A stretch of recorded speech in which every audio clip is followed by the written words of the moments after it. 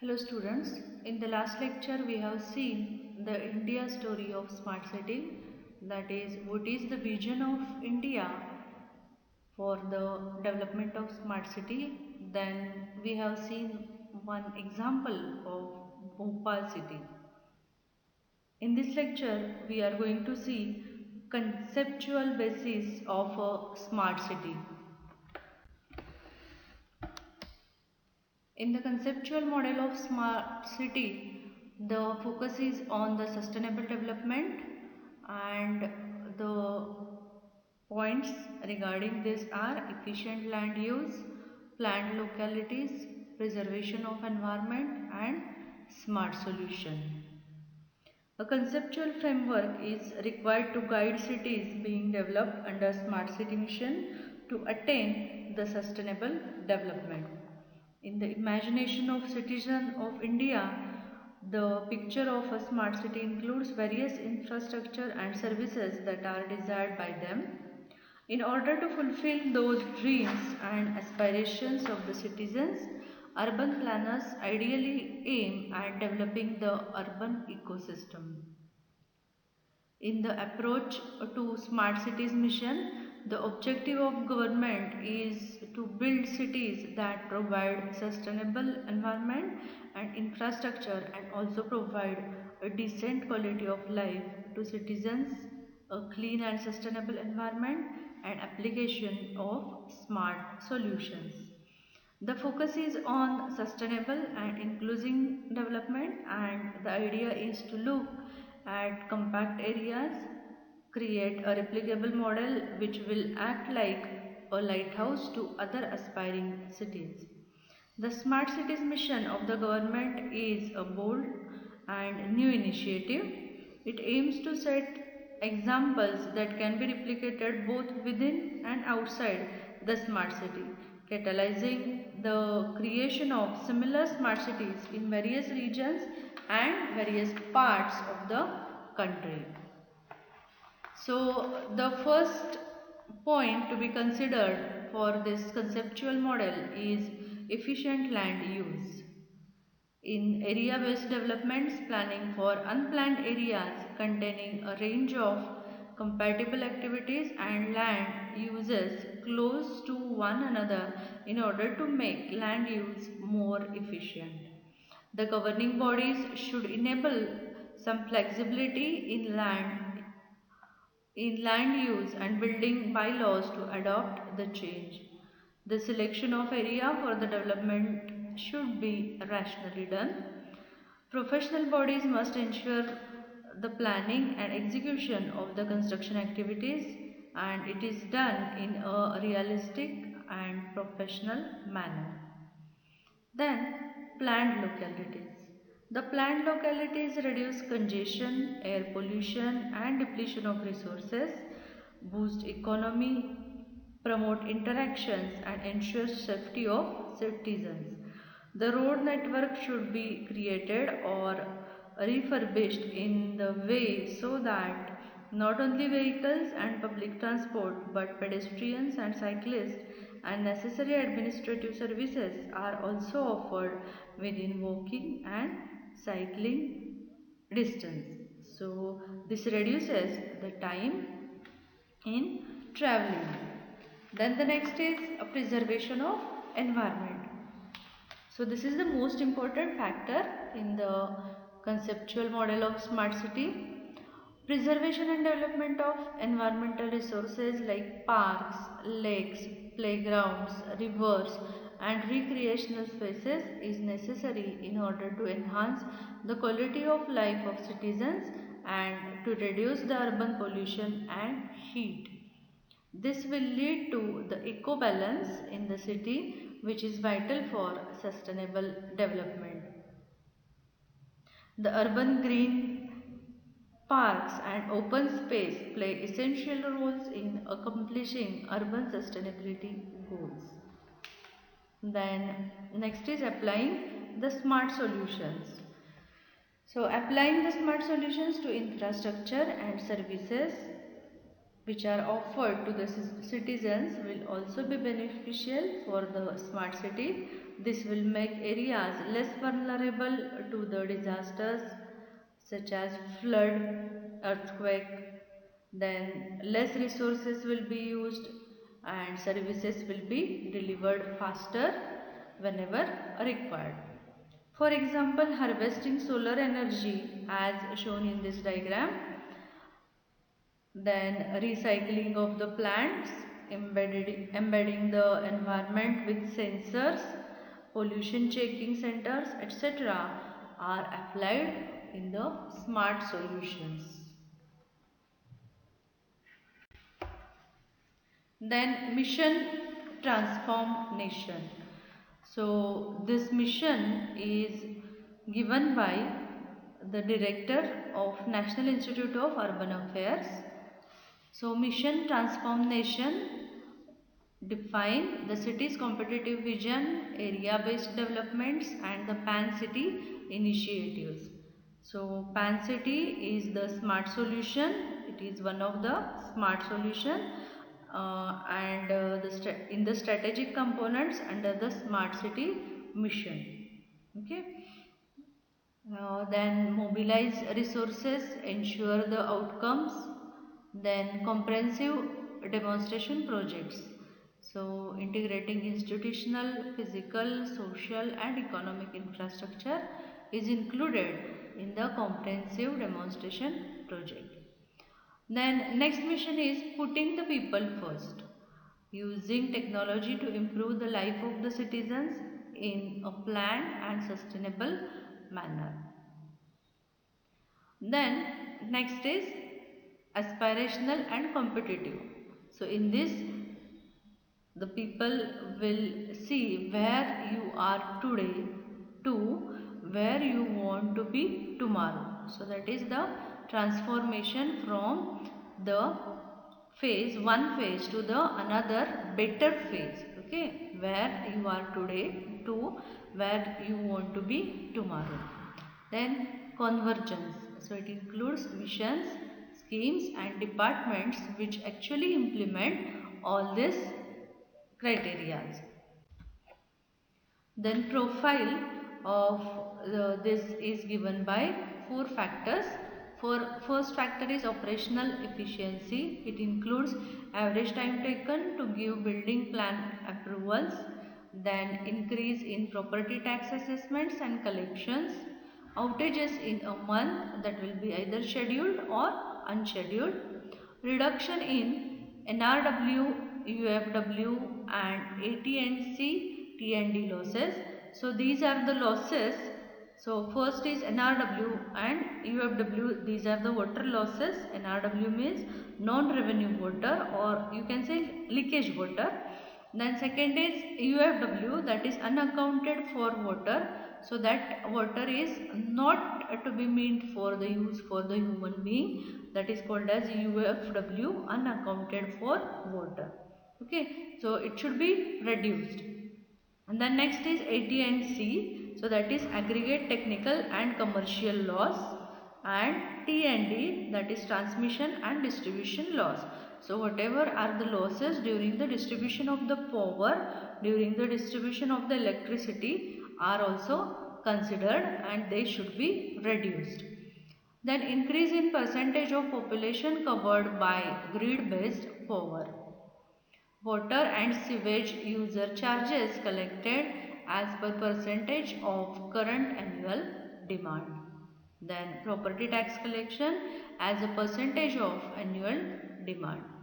Cost management interventions like location tracking of vehicles, ambient light sensors, etc. Next is traffic situation. So average traffic speeds are to be considered, then average commute times and distances for different groups, availability of pedestrian facilities, that is for walking purpose, pedestrian is for the walking purpose and also for the public transport, then congestion intensity of arterial city roads, whatever are the main roads in the city, how the congestion occurs and how it should be reduced, that will be considered. Then next is administrative efficiency due to ICT. Okay, so by using the tools like a computer as well as telecommunication tools, overall attendance of functionaries will be improved. Then two-way communication between citizens and administration, use of e-governance instead of the paperless work will be there to enable hassle-free access to the statutory documents. Then dashboards that integrate analytics and visualization of data. Okay, that dashboard will show the data in the visual or pictorial format such as charts, graphs, etc. Then availability of basic information relevant to the citizens. Whatever the citizen want, the information that should be readily accessed by them. Okay, so that will be possible using the ICT tools, and efficiency of administrative staff will be improved. Then availability of affordable housing. So this is also important factor. Each and every person in the city should get the housing facility, and it should also be affordable for him. Then citizen engagement. So whenever the smart city is to be developed, the main part of the smart city or main stakeholder of the smart city is citizen of that city. So that should also be engaged in the development of smart city.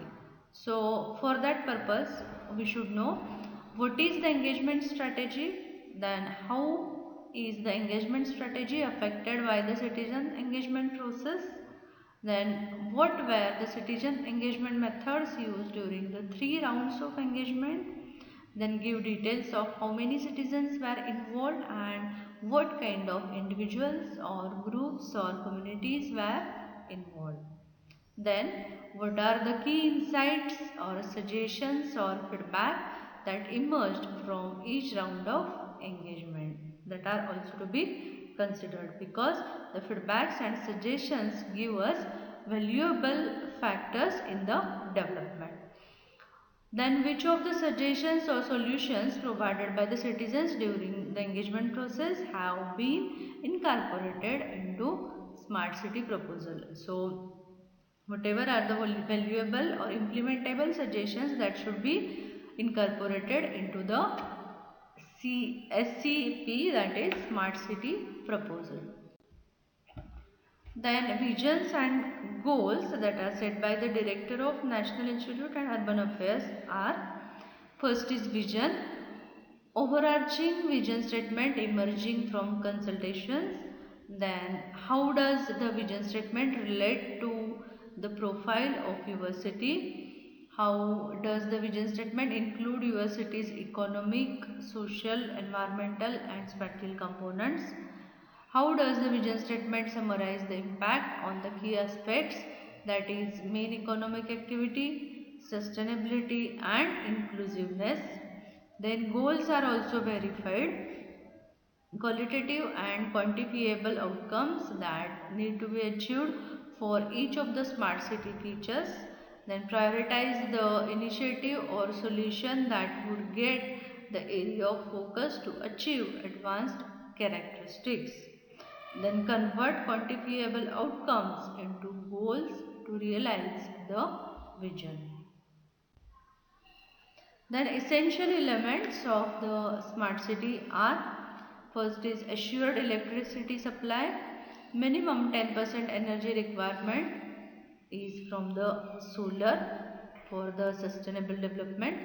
Then smart metering, energy efficient street lighting, then adequate water supply, wastewater recycling, storm water reuse, rainwater harvesting. This is also very important to preserve the water.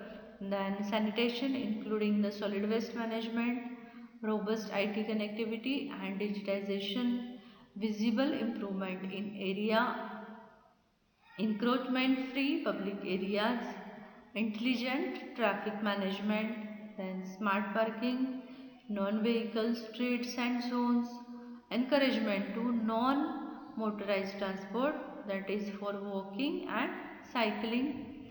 Then that includes pedestrian friendly pathways, okay, along with the roads. Then innovative use of the open spaces, ensuring safety of citizens, especially children, women and elderly people. Then the basic requirements of the smart city are visible improvements, so that will include wires, hoardings, poles, railings, pavings, etc. Then for 24 by 7 water supply, source management should be done, as well as reduction in water use, then reuse and recycling of water are also very important concerns. Also, dual pipeline can be implemented for this.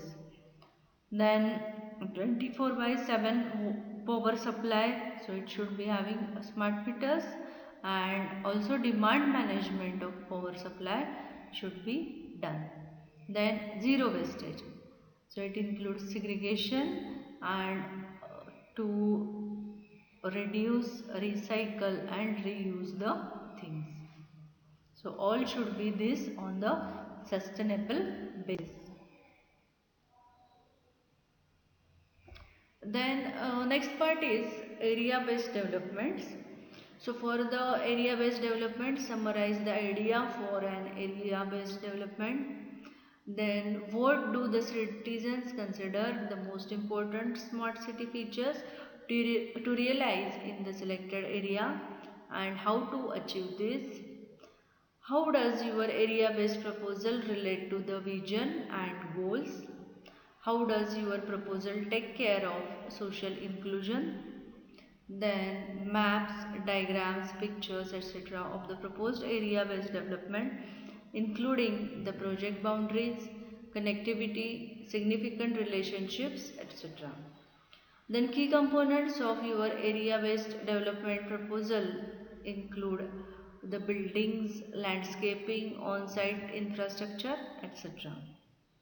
Then list out the placemaking characteristic of the proposed development related to the urban form, mixed use, open spaces, walkability, etc. Three greatest risks that could prevent the success of proposal. For this you have to describe each risk, like its likelihood, the likely impact and the mitigation you propose. Then three most significant success factors include residents support, land availability, planning regulation, also financial investment, design quality, disaster resilience, etc. So implementation of all these factors, the framework is created which describe short and long term scenarios, that is critical milestones, realistic timelines, sequencing of efforts and events. Then describe the SPV, that is special purpose vehicle, its composition, structure, leadership and governance and holding pattern. List the government departments, parastatal organizations and public agencies for the execution of project components. Then describe the basic TORs. So TOR are terms of reference, the basic terms of reference for the private companies, corporations, organizations to be engaged with execution and operation and management of projects. Then describe convergence with other government schemes. Also describe institutional linkages and civil society partnerships. Then the most important factor for implementing anything is the finance. So there should be proper financing plan for this. So estimated budget, for a PAN city proposal and how will it be financed? Then if you seek loans or issue bonds, what revenue sources will be used to pay back the loans? Then estimated budget for area based development and how financed? If you seek loans and issue bonds, what revenue sources will be used to pay back the loans? The next factor to be considered is what is your plan for covering the operations and maintenance cost for each of the project components identified in previous questions. Then what are your financial assumptions? Do you have any alternatives or fallback plans in the financial assumptions do not hold? Suppose if a plan does not work, if you are having the alternative plan, that is also important. Then benefits and impacts of this can be tested by using these questions. First is what will be the measurable impact of your PAN city proposal? That includes governance impact. For example, government response time to citizen complaints, that is half of that. Then spatial impact, for example, built form change to incorporate more density or more public space. Economic impact, for example, 10,000 new jobs created. Then social impact, example is better infrastructure provided for 1,000 informal vendors. Then environmental impact, water quality improved by reducing pollutants by half. Then next question is how will you measure the success of your PAN city proposal and when will the public be able to see or feel the benefits? Okay, so this means what is the success of your proposal, what will be the success, how it will be measured, and what the public will get or when they will get, either immediately or after 1 year or within 3 to 5 years. Next question is what will be the measurable impact of the area based proposal? Then explain how the impacts will be secured through the application of any or all of the essential components of smart city features. So or are the measurements or how it is get benefits and impacts from the smart cities proposal. Then evaluation. The evaluation of the smart city proposal format is available in the SCP online template having 58 questions with word limits. Then international and national experts give marks on each question, and the overall criteria includes the city level criteria, that is for 30%, and PAN city and area based proposals for 70%. The city level criteria includes vision and goals, strategy, citizen engagement, scope for improvement, that is overall assessment. Then PAN city and area based proposals include the concept, impact, process, implementation framework and cost effectiveness. So this is the conceptual basis of the smart city. So it is for the information purpose, and from the next lecture we will see what is actual electronics that is involved in the development of smart city.